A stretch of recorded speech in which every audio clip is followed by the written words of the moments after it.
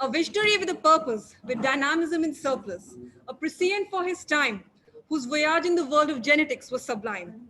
Good morning, respected teachers and dear colleagues who have joined us virtually. A warm welcome to all the dignitaries. I would request Dr. Neha to welcome our director, Dr. R.K. Dhiman sir.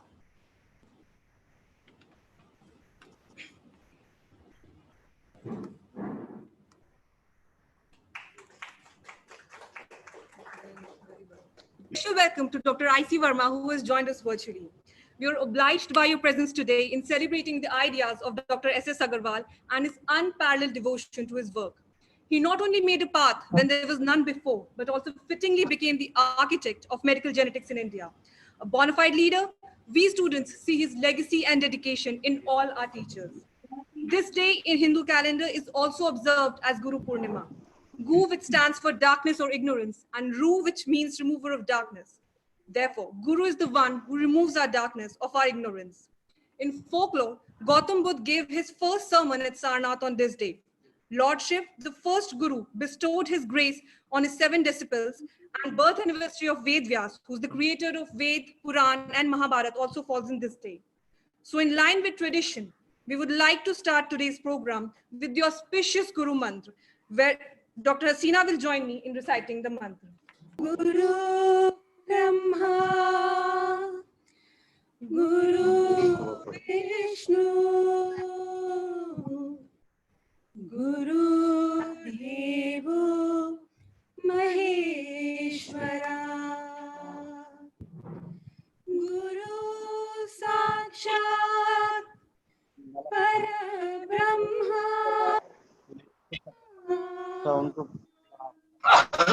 Tasmai Shri Guruve Namaha, Tasmai Shri Guruve Namaha, Tasmai Shri Guruve Namaha. Guru is the enlightenment principle which helps one in realization of true self. This day is dedicated to all our academic and spiritual teachers who are enlightened and are ready to share their wisdom. To our teachers, our every offering would be negligible. And to such gurus, we bow our heads in reverence.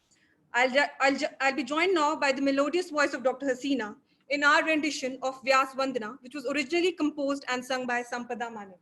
Namo namaste Vyasta Guru Jaya Nigamagama Kalpataru. Namo namaste Vyasa Guru Jaya Nigamagama Kalpataru.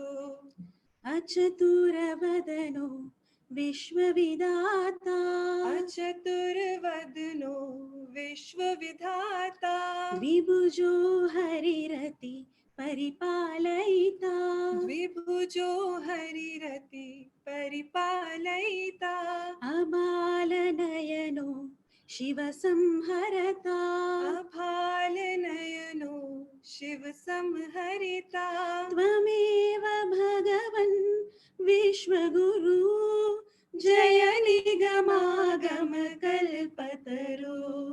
Namo namaste Vyasa Guru Jaya Nigamagama Kalpataru.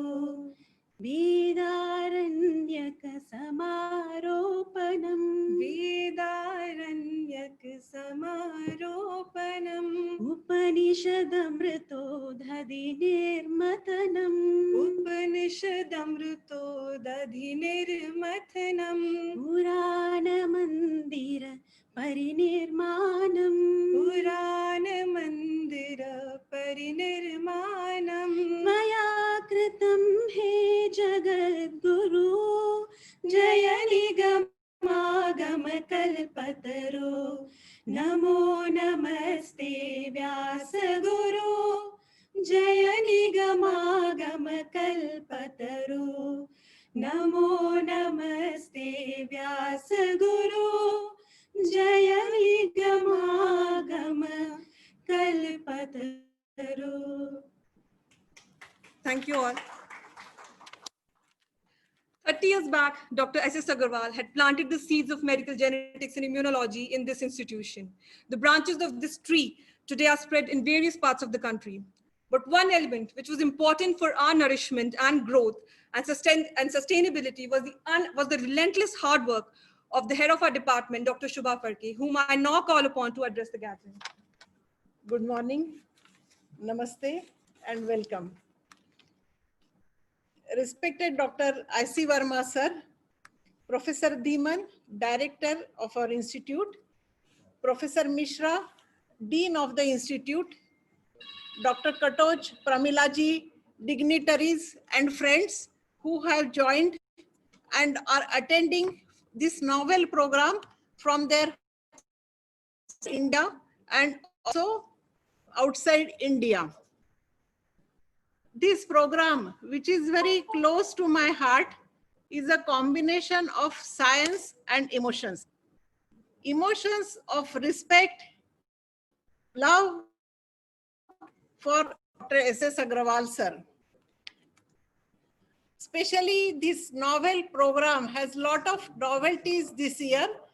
One important thing is we are joining on virtual platform, which has made it possible for many of our alumni, well-wishers to join from all over India without being able need to come to HGPGI. Secondly, as Dr. Soumya mentioned, today is Guru Purnima, the auspicious day, and here we are here to celebrate the memories of our our Guru, Professor S.S. Agrawal. We have been organizing this public lecture in the memory of Dr. S.S. Agrawal, sir, every year on his birth date, that is 5th July. It is really difficult to believe that more than 5 years have already passed after Dr. Agrawal left us. Not even a single week goes where at least on a day or two, I tell incidences about Dr. S.S. Agrawal, sir, his intelligence, logical thinking, algorithmic approach, meticulousness of records, and commitment to research to my students, and keep on telling that how and what I learned from him and what is very important for them to learn as well. In addition to these qualities, Dr. Agrawal, sir, are remembered by community in the medicine all over India, mainly for his contribution and vision to establish departments of medical genetics and clinical immunology in India 30 years ago. Because of these DM programs in these novel specialties of medical genetics and clinical immunology, all over India, these two specialties are very well established, and there are now number of medical geneticists and medical genetics department which are headed by HGPGIMS alumni. Till date, there are more than 44 DM pass outs in medical genetics and probably almost similar in clinical immunology, and many of them are professors also. This I remember because there was a time for first few students like me, there was hardly any external examiners available in medical genetics or clinical immunology who could come as a specialist in these fields. Today, because of Corona pandemic, we had to organize this function on virtual platform, and hence probably this had made it possible that many HGPGI alumni who otherwise were not able to attend this function every year can attend this function today, and many of our medical geneticists in India and other well-wishers for us and Dr. S.S. Agrawal sir can attend this. This reminds me one meeting in Dr. S.S. Agrawal sir's room, maybe 15-20 years ago, where Dr. S.K. Mishra sir was telling him about these telemedicine facilities. And as he expected, Dr. Agrawal sir was very, very enthusiastic about it and excited. Of course, I remember my reaction to be very cold and thinking it to be impractical and not of much use. However, now everybody knows, and there is no need to convince the need and utility of telemedicine facilities. Also, I shall like to tell that for more than 10 years, our Department of Medical Genetics, through these telemedicine facilities, is organizing once a month meeting with all medical genetics centers and medical geneticists in India, so that our small group of clinicians for these in this rare specialty, dealing with the patients with the rare disorders, can be in touch with us each other regularly, take each other opinions about the rare cases and diagnostic dilemmas. Every year in July, I consider it is time to assess our progress and report of our department present to Dr. S.S. Agrawal sir, wherever he may be. I always knew his high expectations, and that's what kept me pursuing to develop new tests, patient care facilities, and research projects. Also, we need to see that what is future of medical genetics in India and everywhere, what needs to be planned and what needs to be done. This has become very important now that with next generation sequencing at our fingertips, the diagnosis of monogenic disorders and novel therapies like successful gene therapy for spinal muscular atrophy, beta thalassemia, and hemophilia have really brought a paradigm change in the patient care and practice of medical genetics.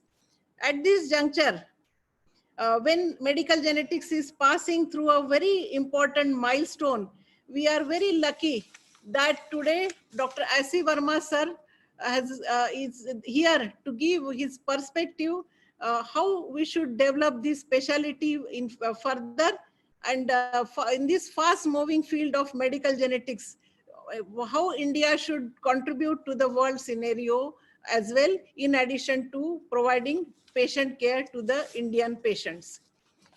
Dr. Verma sir needs no introduction.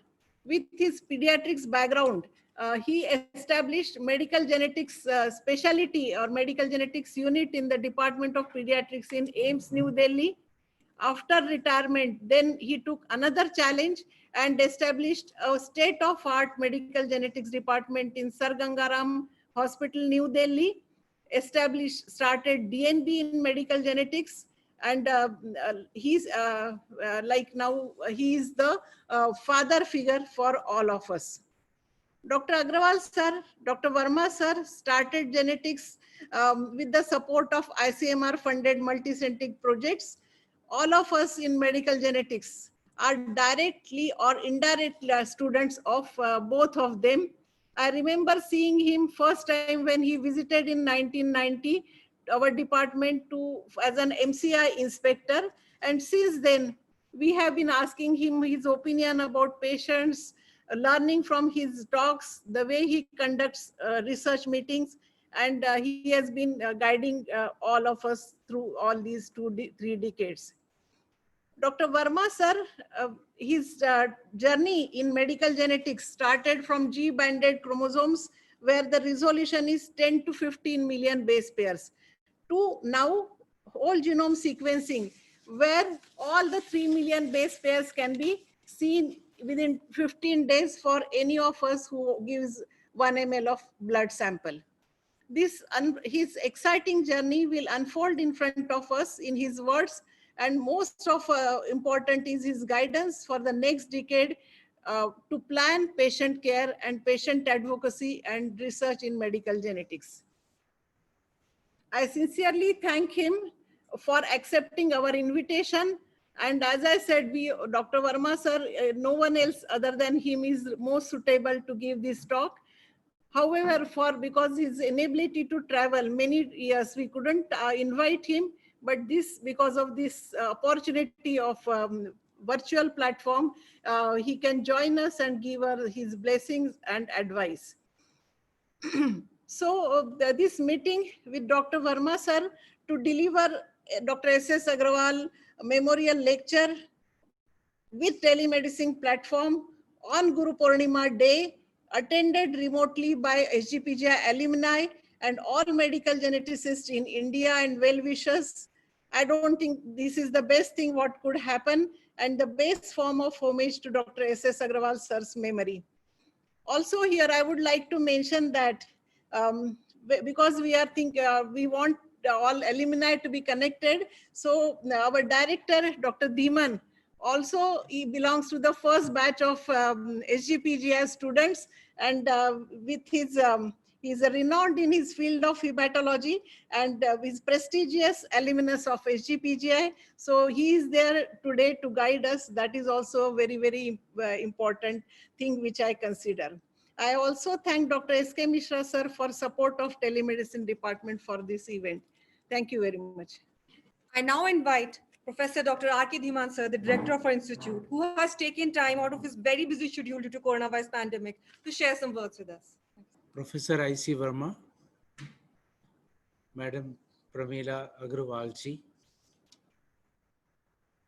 my teachers, colleagues, ladies and gentlemen. I think it is a very proud moment for me to be part of this function. Thank you, Dr. Shubha, for inviting me for this function also. I would say that feel that I am attached to this function because I was a student of Professor S.S. Agarwal for about 14 years. When I joined MBBS in King George's Medical College, I became a Georgian like him and spent 14 years in Lucknow. And I was lucky that I was associated with him throughout, starting from the King George's Medical College to the Sanjay Gandhi PGI. So not only I have the best of memories of this city, Lucknow, but I would say that I have the best of the memories with my teacher, and Dr. Agarwal is on the top of it. When I was doing the MBBS, we always look at our teachers also. In those days, how do I look at him? He was the only person in the history of the King George's Medical College who achieved 9 of the 10 honors in the 10 subjects.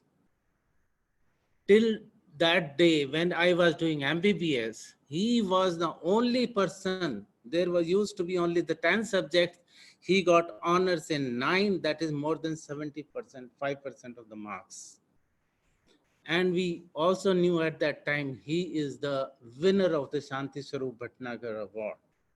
Those were my memories with him when I was doing the MBBS. Then I went to the MD, and he was also my teacher at that time. And he was the only teacher at that time. I could remember now that he was having his own lab. And we were aware of that. It was for the immunology and the genetics work. And at that time, our contemporary was Miss Sarita Agarwal. Now he is a professor in the Sanjay Gandhi also. Those were the good memories that I want to tell you when I was an MBBS student. Everybody knows that he started the clinical immunology and the medical genetics for the first time in India. Everybody knows about this, but there are many more things also to talk about it. Since I was the first batch, and was doing the gastroenterology in the Sanjay Gandhi PGI, my contemporaries included from the clinical immunology, Dr. Udit Narayan Verma, who is the professor in one of the medical center in Dallas, Texas, and Dr. Shubha Phadke was also my colleague at that time, contemporary. As far as what we have seen throughout our career as a student and as a teacher also, he was a perfectionist.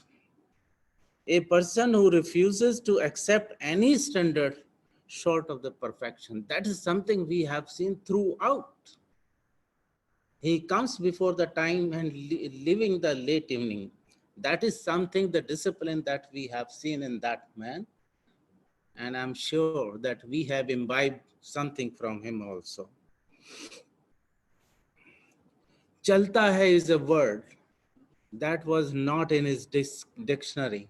He always do his best and give his best also. And I remember, at least I'll share two cases with you. I have to present a case of the motor neuron disease to Professor Sarkar. I prepared very well, but Dr. Sarkar did not come and Professor Agarwal came. I gave differential diagnosis at least 9-10, but he added another 9-10 to it. He is a person, you just give us a subject extempore. He could speak 3, 4, 6 hours continuously without any break, and everything I would say. We used to tired after his rounds. I tell you very frankly, that was a very, very positive point. And as a MD student, what I have learned from him, how to follow a patient. He told us, and I am still using to date in my life, POMR, that is a patient-oriented medical record. How to see a patient, how to follow up a patient, how to plan an investigation and the follow-up, everything. And as a DM student, I was doing DM here in the Sanjay Gandhi PGI, and he was the head of the department of both the departments. And he used to come many times to our department whenever there is a seminar topic on the immunology. Beside perfectionist, another quality that I have seen and observed, that he was a great visionary. Everybody say the clinical immunology and the genetics is his vision, but I would say Sanjay Gandhi PGI itself is his vision.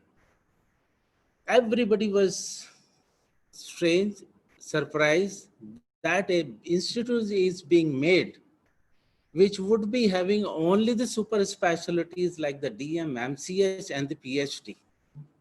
And many of us were skeptical whether it would be successful or not. There was only other institute that gives the postgraduate training, is that the Postgraduate Institute of Medical Sciences, Chandigarh. And you can see that his vision came true. And we are all part of it. We are all product of this institute. Everybody knows now. This kind of the vision was mandatory at that time, 35, 40 years ago. So I personally believe the vision for the SGPGI-MS, along with other, his contemporaries like Dr. Chabra and the BB Sethi, that it stood the test of the time also. And it is a very great contribution, not only the state here, but also as a whole to the nation also. Two more things I remember when I was an MBBS student also. One thing is that he told us, we used to have actually कि वो Ayurvedic medicine है, ये homeopathic medicine है, and we used to say our medicine is allopathic medicine. He always say it is not allopathic medicine. It is a modern medicine, which include so many investigation and other things. So he told us how to go about this modern medicine. And another thing that I still follow, he used to say, we don't know how to differ.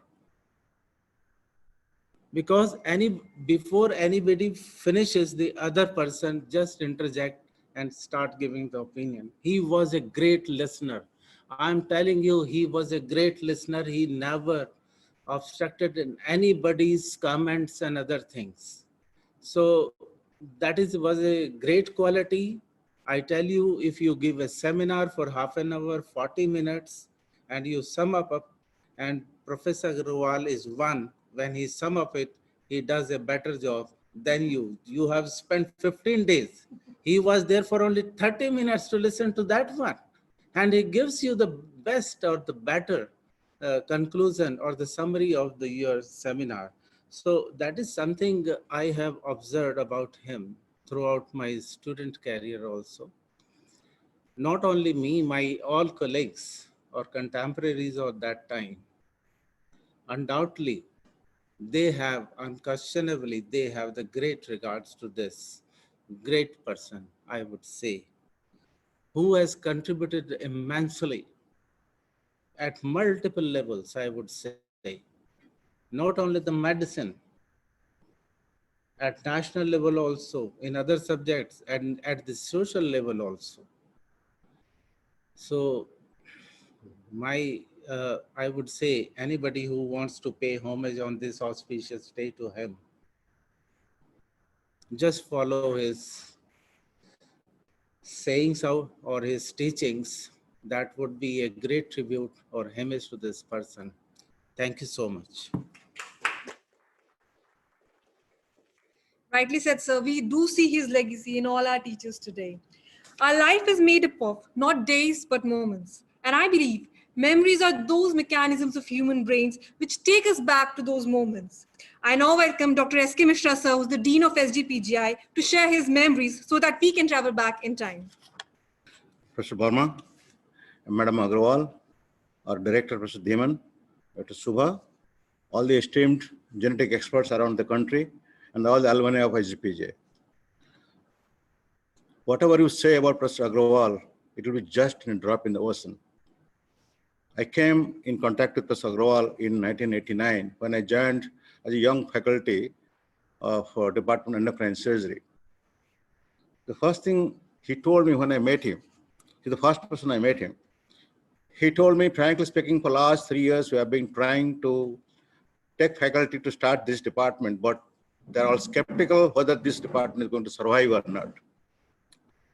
The reason that he said, because SGPJ is built with the concept of super specialty and to get innovations in total medical education training and creating manpower in the super specialty area. I really appreciate and still regard his trust on me. And he said one thing, this is the key of the department I'm handing over, and we're not going to put anybody above you. And today, 31 years, I'm heading the department. So the point that I want to highlight, that his vision of identifying people and trusting on them.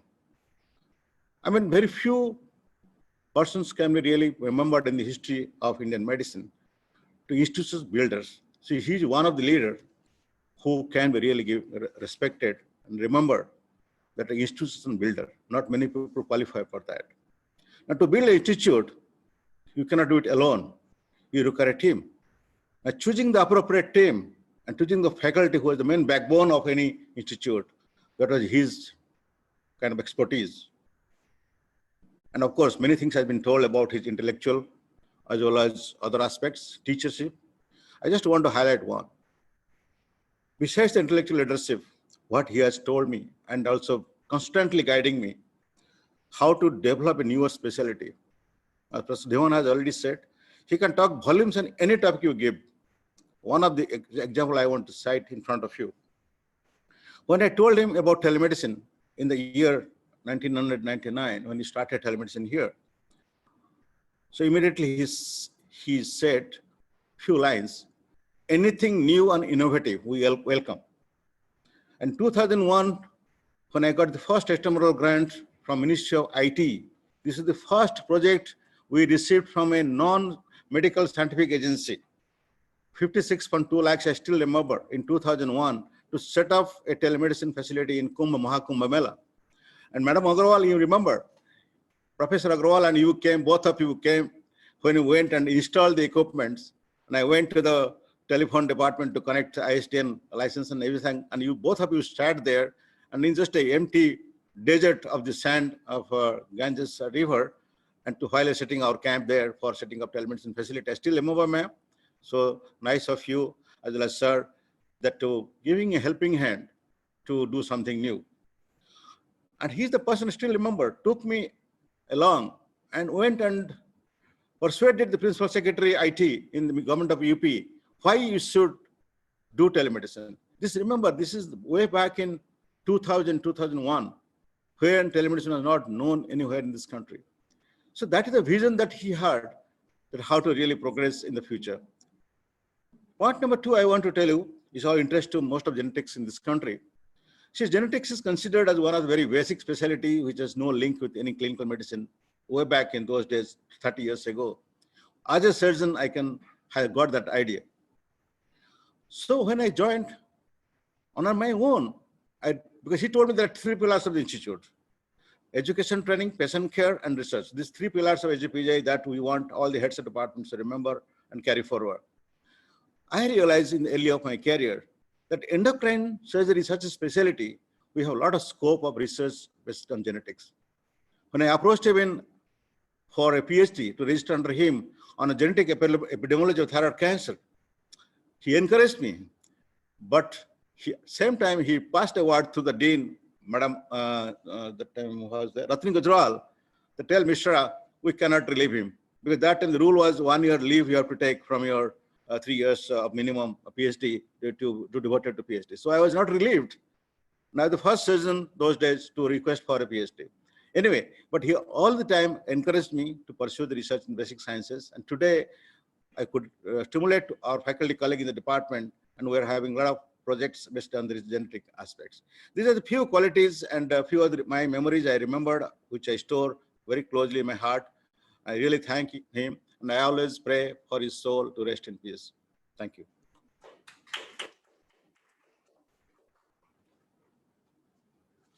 A teacher who needs no introduction, a guiding light for all in medical genetics, an exemplary scholar. Without much further delay, I now request Dr. I.C. Verma sir to start with his lecture, for which we are all gathered today. Pramila Agarwal, Professor Dhiman, Professor Mishra, Professor Phadke. It's an honor and a privilege for me to be given the opportunity to give this memorial lecture in honor of Professor Agarwal.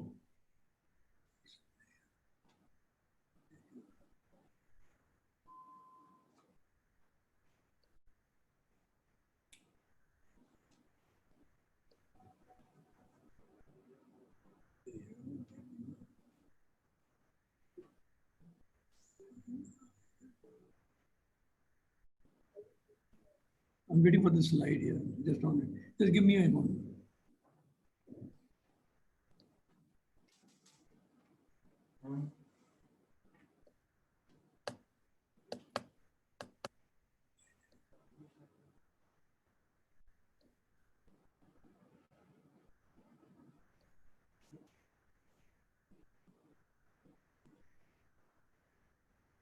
So the best thing, can you hear me? Yes, sir. We can. Okay. So the best thing about Dr. Agarwal was his charming smile.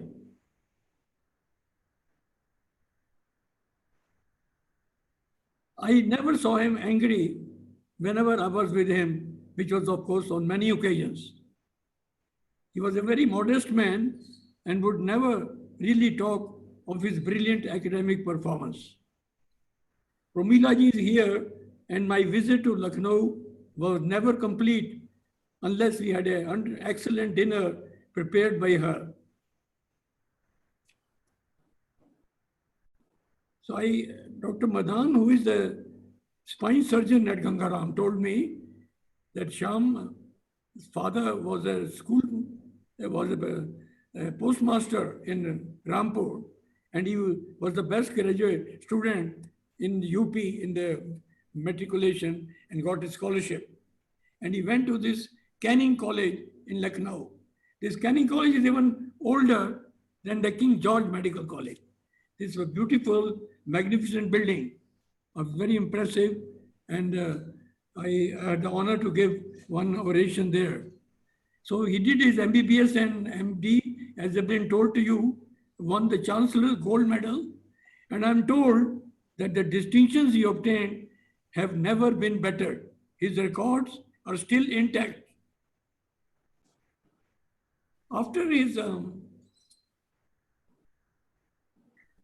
passing the MD, he obtained a scholarship from the International Agency for Research on Cancer Fellowship at the Philadelphia Fox Chase Cancer Center. And he had the opportunity to work with one of the greats, Baruch Blumberg, who got a Nobel Prize a few years later for discovery of hepatitis E and making the first vaccine for cancer, that is a vaccine for hepatitis B. This Fox Chase Center also would probably be well known to all geneticists because Professor Knudsen, who made the two-hit hypothesis, also is from this center. Distinctions that he obtained in King George have never been better. In fact, his record still stands. So after that, he obtained his fellowship in cancer and went to Philadelphia to work with Professor Blumberg. Blumberg eventually got the Nobel Prize for medicine for the discovery of hepatitis B and for the discovery of the vaccine for hepatitis B. I think his meticulousness in research, he obtained while working at this cancer center. This cancer center should be known to all geneticists because Professor Knudsen of the two-hit hypothesis also belongs to this institute. In 1986, he moved to SGPGI and he was involved really in establishing this institute right from the beginning. I remember visiting him many times and listening to his story and the work that they were doing. I was very impressed, of course, and envied him that he was going to have the first department of genetics as well as immunology. Both were the first in the whole country. His academic brilliance obtained him the fellowship of all the three academies, and he won the Shanti Swarup Award, which I hope all young geneticists should aim to get. At the ICMR, there used to be a task force in genetics, and we had a number of projects we did together. And there are some, of course, I wasn't involved, but SGPGI was involved. In the beginning, we had on genetic counseling. We had a feasibility of introducing genetics at the district level. We had a project on the neural tube defects and the Handy-Goddard disease and the Bhopal gas tragedy. So I'm not going to talk of everything, but only a few of these I will pick up, which I think have some lessons for us. He wrote an editorial in the Indian Journal of Medical Research, and this is what he said, that we have come a long way, but still we have a long way to go. We have demonstrated utility of genetics, but most people, whether in the medical profession or at the government level, remain indifferent to genetics. And he said we should focus on prevention and not cure. I think I personally disagreed with him there because when I came to SGPGI and saw that the geneticists were treating hemophilia and they were treating thalassemia, I said this is the only place in the world where the geneticists are treating genetic diseases. I remember telling an American, look, you people, the treatment you all gave away to the others.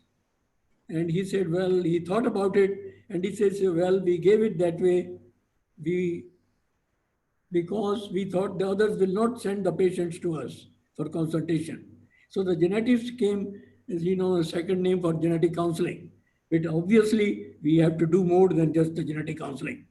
So in this editorial, he mentioned 4 things, that the control of thalassemias, prevention of neural tube defects, fetal medicine, and cancer, that these are the 4 areas we must focus on, and we must try to give reliable and affordable tests, and we do a networking of the centers and education.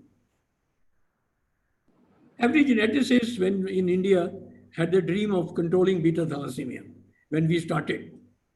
beta thalassemia, and Duchenne muscular dystrophy. That was my dream. So Sham published many publications from the department, thalassemia mutations in the UP. I remember Naveed they checked his thesis on this, and they described many new mutations and obviously used the information for carrying out prenatal diagnosis. And so this was one of the studies at the district level where we screened the population by Nestrov carrier screening. And if you notice here that the carrier rate, we examined 2,300 female, carrier rate and confirmation by A2 was present in 2.7% of women.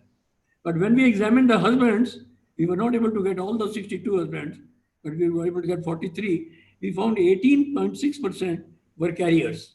So this was an odd fact that so I think this was the one which demonstrated the benefit, the advantages or the disadvantage of endogamy. The clear demonstration that the endogamous marriages led to this high incidence that if you identify the woman who is a carrier, you will identify more people, husbands who will be carriers. The other thing which worked out in this project that we did prenatal diagnosis of 2 subjects, 2 women, and the total cost that would have been incurred on the expenditure of these 2 children if they have been born, we could cover the whole project. The whole cost of the project could be covered by these 2. Now, I would like to call on the young to fulfill his legacy, because the legacy that we should have a national program on prevention of thalassemia still has not materialized.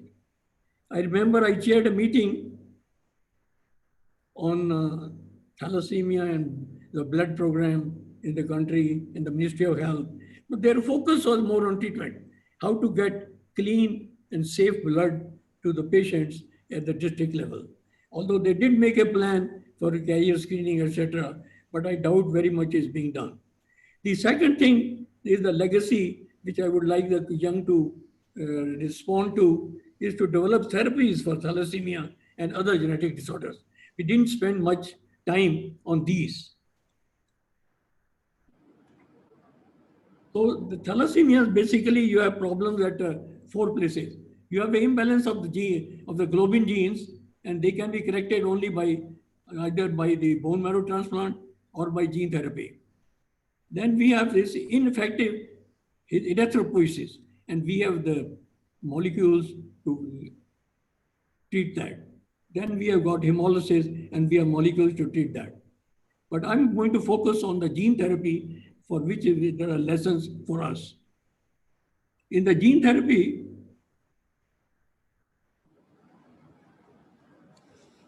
these are the gene therapies to date which are going on in the world. We have got the lentiglobin virus, the North Star trial, the global lentivirus. And this the gene editing I want to focus, and the use of CRISPR especially to treat these patients. So the essential gene therapy is the same, that you collect the bone marrow from the individual and you separate the CD34 cells, and you either put the virus there with the correct gene, or you, some other means you put the normal gene there, or you replace this gene by CRISPR. So here was a correction by CRISPR. The gene was corrected and put back in the patient. And here is a slide that shows you the results of this CRISPR therapy. This was a patient on the right, sickle cell disease. This lady is now almost 1.5 years, and she has remained free from any symptoms and has not required any blood transfusion. Similarly, the patient with the thalassemia major has not required any blood transfusion since his CRISPR therapy. So this really has been a good success, and is a technology that we can use in India. It is not too complicated.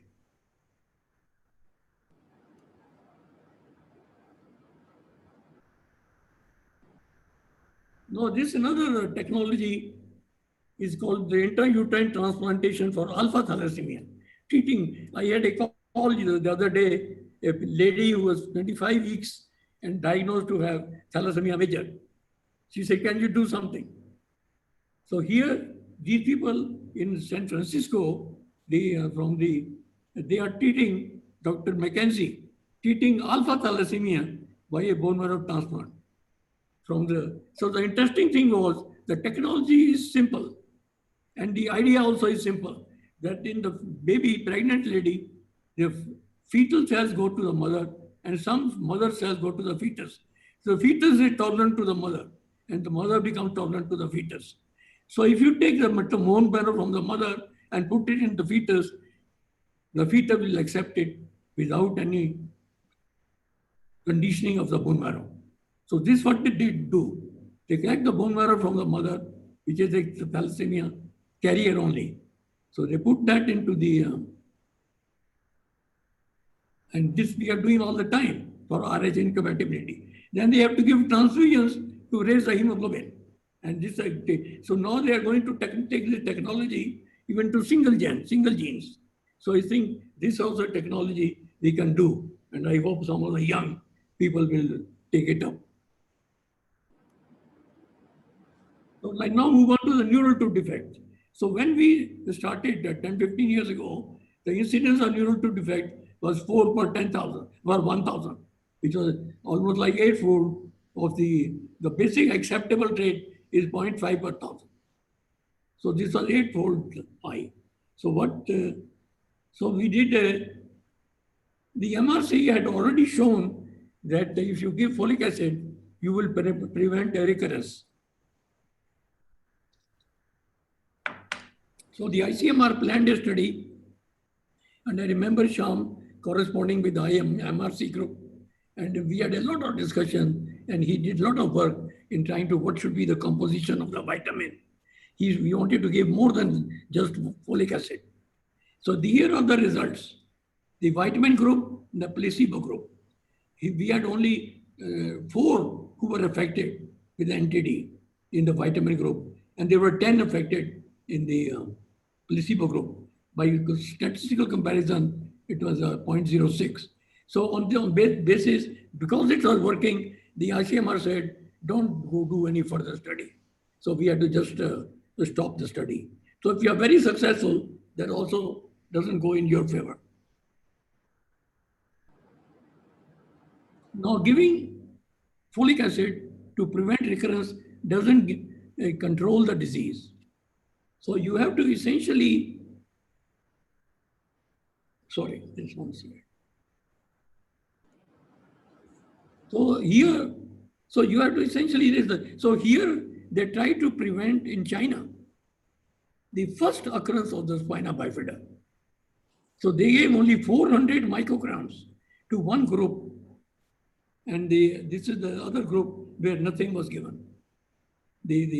So you want which group, there was the 85% reduction, those who received this. In North India, in north of China, the incidence is high. In the south, the incidence is low, so there was only 40% reduction. So you have to raise the folic acid level in the population. So you have to, how to increase the folic acid in the population. So here is the food fortification program in the US, and they showed how the folic acid level of everybody in the population increases. And so because all pregnancy, most of the pregnancy are unplanned. So you have to somehow get folic acid into the blood. If you were enterprising fellow like Godfrey Oakley, who was a friend of mine, was working with CDC in charge of the control program. This is daughter getting married. And at the marriage, he gave her a box of folic acid.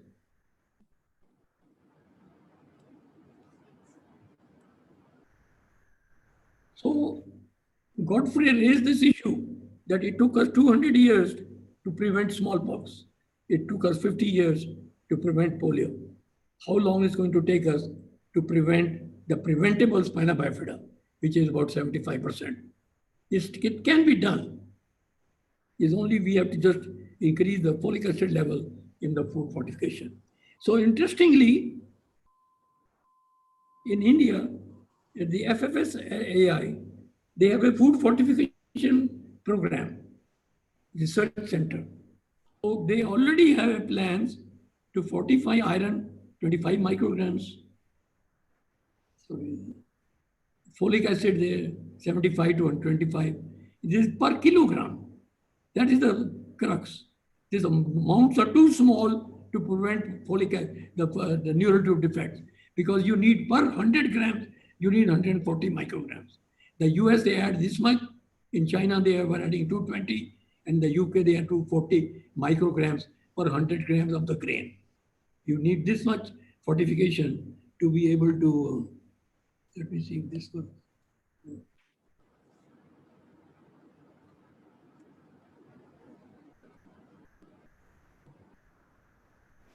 So the other thing he mentioned was the fetal medicine. So in fetal medicine, the obstetricians are used to screening for these infections, and they're doing this program very well. For thalassemia, it's sporadic. And we still have to work. I think the academy, the Indian Academy of Medical Genetics, has to appoint a liaison person to work with the Society of Obstetricians so that the thalassemia screening becomes a routine in the program of every woman. While the other single gene disorders also should be tackled, but that can be based on history.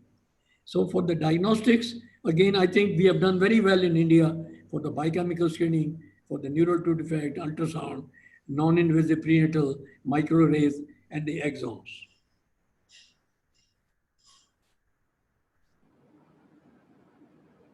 So the cell-free DNA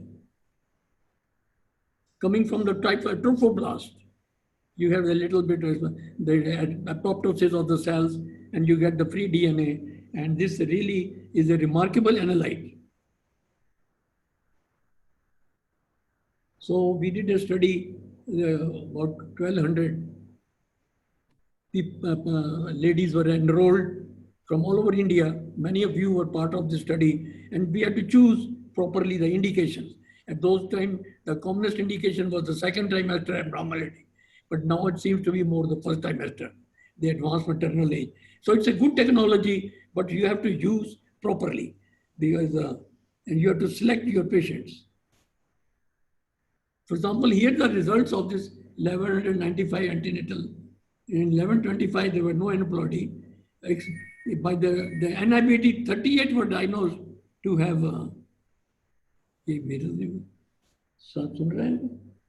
38. You can hear me? Yes, sir. Okay, so 38 aneuploidies were expected, but when we did the confirmatory test, only 23 were confirmed. So it gives us a confirmatory rate of 60%. So it's lower, although we say for the trisomy 21, it should be about 99%. But still, it is much better than the amniocentesis. In amniocentesis, abnormal biochemical result, it is the only 5% will show you. You will do 20 amniocentesis to diagnose one case. So that's a really bad test. So I think now we have to take this legacy forward. If you move to the bottom of this chart, the single gene disorders, I think we have to use the non-invasive technology to diagnose the single gene disorders. Especially, it should be very easy where the mother's and the father's mutation are different. So if you detect the mutation of the father, which is not in the mother, you know the baby can be affected. And now the technology is there, you can even diagnose even if the mutations are the same in the mother and the father. Pre-implantation, I think many of us in the genetic departments are not doing pre-implantation genetic diagnosis, but we should.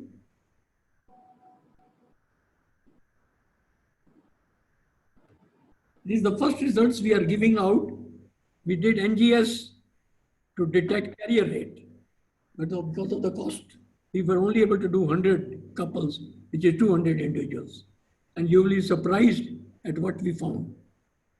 We found cystic fibrosis in 9 subjects, and we only selected here which were definitive mutations, which are definite pathogenic.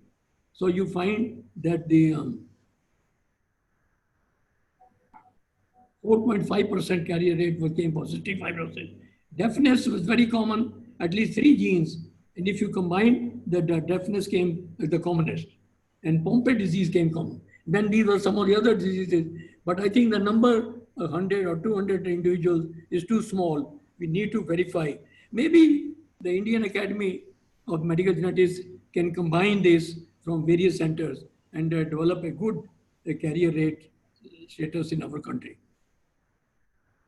Now here's a study from MedGenome, which Dr. Ramprasad and Sheetal provided to me. But their study, the problem here is, although they have 1,220 individuals, but many of them had a previously affected child, or they had some bad infertility or a positive family history. So they are not truly sort of carrier rates. And of course they did preconceptional and periconceptional. So but still the idea is to get the idea of which diseases are common. Here, so you found cystic fibrosis, 3.1%. Wilson disease, deafness, beta thalassemia, ciliopathies, and polycystic kidney disease, or somebody says it. Then we have these are the, so we have been talking a lot on the endogamy and the effect, but you will directly find when you search, there are not too many of founder mutation. But here, interestingly, they found at least 11 of 16 was the same mutation, 9 out of 11. So we have to get more data out of them. Which were the people or which were the ethnic groups who were involved?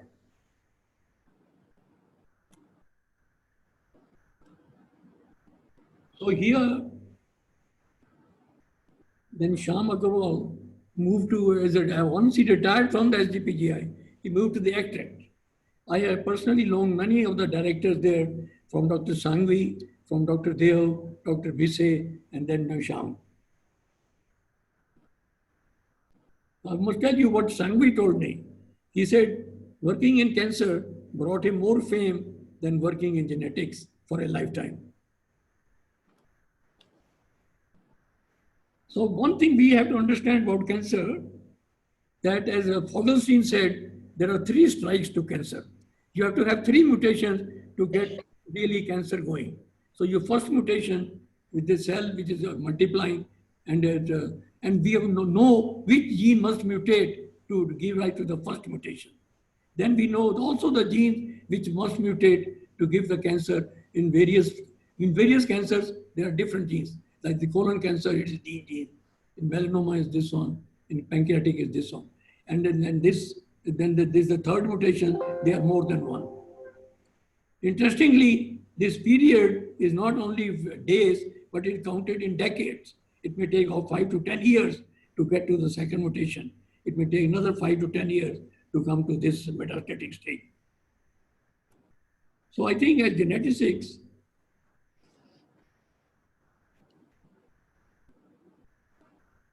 we must learn to do the hereditary cancer, which I think all of us must be doing, whether it's a breast and ovarian cancer or it's retinoblastoma. But I think also we are doing these personalized therapies, studies, and the KRAS and DCR-ABL, etc. But we must also do this one. It's now clear that cancer is the disease of the genome.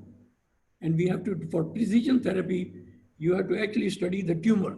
You have to study the tumor as well as some normal tissue of the individual and see what are the different mutations and identify the mutation which can be targeted. So here is a precision therapy of the cancer of a particular individual.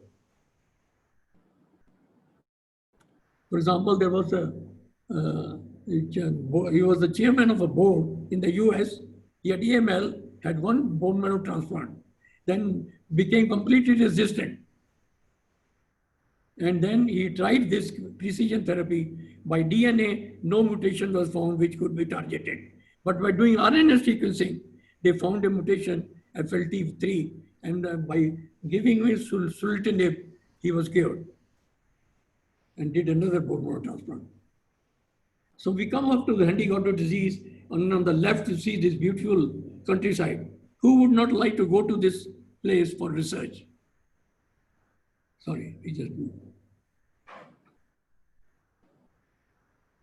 So it was clear that Handy-Goddard disease was very similar to a disease in South Africa called the Messalini disease. So Dr. Peter Byton was visiting India. And this is a story many of you don't know. He came to me and I know he wanted to visit Karnataka to see these patients. So I told him, well, you can go to Lucknow because they have many patients and many x-rays. But originally we planned that he will fly to Karnataka, to Bangalore, and he will receive him there and take him and send him to the Shimoga district. But he didn't reach there. And I asked him in the evening, what happened? So he said, no, I went to Lucknow and I got everything I wanted. So here's a slide. If you see in the middle, this is Dennis Veljoen with these miscellaneous patients with miscellaneous disease. And these are the Indian patients. And they are all a defect of the spine and there's a dysplasia of the hip. So this is a epiphyseal metaphyseal spondyloepiphyseal metaphyseal dysplasia, but they have not yet found the gene. And here is the challenge for people like Girisha. I asked my friend Raj Ramisar, who is the head now in Cape Town, I said, have you found the gene for miscellaneous disease? He said, no, we are very near to it. So I think here's a race that we must win and a challenge to Fuba and others to start working on this. So at the ICMR, Shyam spent a lot of time in organizing a newborn screening study of 5 or 6 centers. Rolly is here in the listening to this. She was also heavily involved. And I only show this slide to show that in Chennai, the frequency of hypothyroidism was 1 in 727. Because of the consanguinity, there were many cases due to the dyshomogenesis in the thyroid gland. Similarly, in the other slide, in the CAH, again the commonest in Chennai, 1 in 2000, while in the other countries, in the other states in India, it was like 6,000, 7,000. So consanguinity, South India, the only man who has really made much out of this and made a fame out of this is Alan Bittles. We have not done enough really to get into this consanguinity in South India, but there have been these studies, and then the endogamous marriages giving rise to the founder mutations. There are in fact are very few, but this area is very rich to do this, especially South India. So in the other walls themselves, we have found at least 9 founder mutations. And I think, but the other ethnic groups, we still need to work and find out. I think more NGS studies will come out. The NGS exomes will come out, bring out this thing. So the NGS, of course, is a remarkable technology. And as Dr. Bizeker said, is the most powerful diagnostic tool developed since the X-rays for diagnosis. And it will have a dramatic impact on patients' diagnosis. So for sequence the human genome, it costs $2.7 billion. And now you can do the same in $1,000. So you can imagine how the cost has come down. So this was our very first study, which we analyzed 300 patients and with the whole exome and the clinical exome. And this is a study which Dr. Ratna analyzed. The diagnostic yield was about 55%. Then, of course, we did another one, the study in 2016 to 18. It was done by one of our DNB candidates, students, 1,100 families, and divided into 13 categories, different categories like skin and deafness and malignancies, etc. So the diagnostic yield, as was expected, was 30.6% in the panel, clinical exome 29%, whole exome 49%. So if you are not sure about the diagnosis at all, then you go for the whole exome, because doing here, you may not get the answer. So we've also been doing some fetal exomes. Again, here we need to collate the data of the various scientists in India and get some Here we only had 60, and the outcome was about only 30 to 60%. Outcome, the yield was only 30 to 60%. But here, this I think our friend Kingsmore, Stephen Kingsmore, my friend, he developed this whole exome sequencing in the newborn, taking 50 hours to give the result. The result, when he published this, he got published, all newspapers in the US covered this. Now he has set up a program in about 5 hospitals in California. And he showed that there's about 150 patients. There were 11 few surgeries and 17 invasive tests were avoided.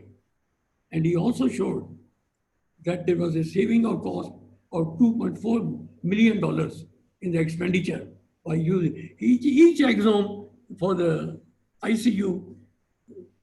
He's doing whole exome. He's not doing clinical exome. He's doing the whole genome, body genome. So the saving of $2.4 million.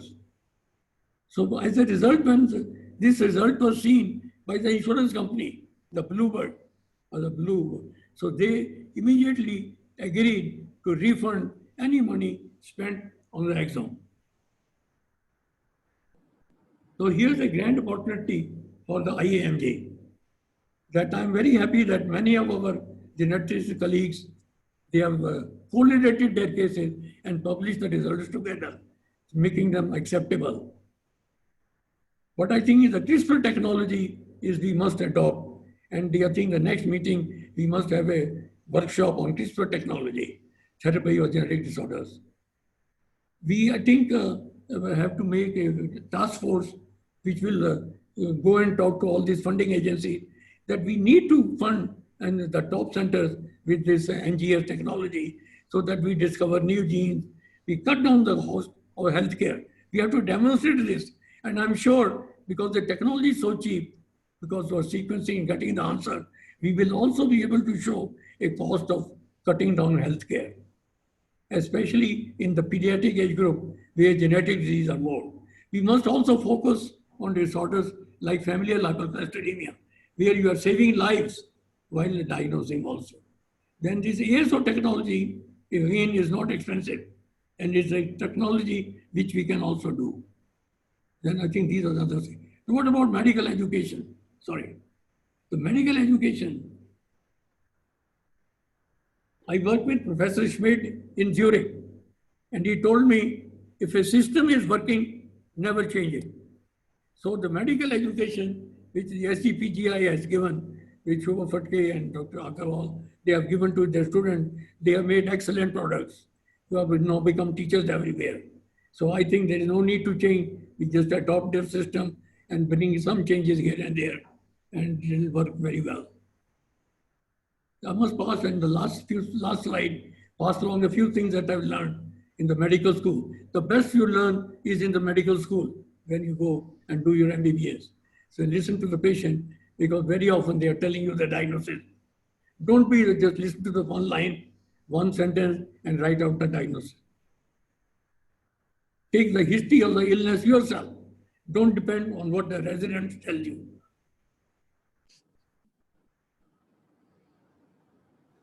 The examination should always be thorough. That's what will differentiate a good doctor from a bad one. There's nothing like never or always in medicine. Never use these in argument, because always there will be exceptions. Then there is the golden rule. That is, you do unto others how you would like to be treated yourself. But gentlemen and friends, there's only one golden rule in the world. The man who has the gold, he makes the rules. The last one, in the medical school, they taught us, our professor of surgery, Santokh Singh, how to tell the age of a woman. But he also told us, don't tell others, just keep it to yourself. It's a short formula. Friends, thank you for a patient hearing. The genetic road is long and winding, and keep going if it is in the right direction. Thank you.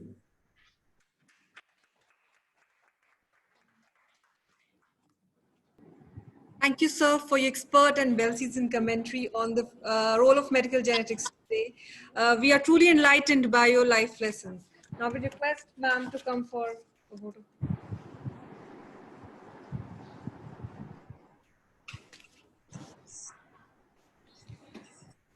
Good morning, everyone.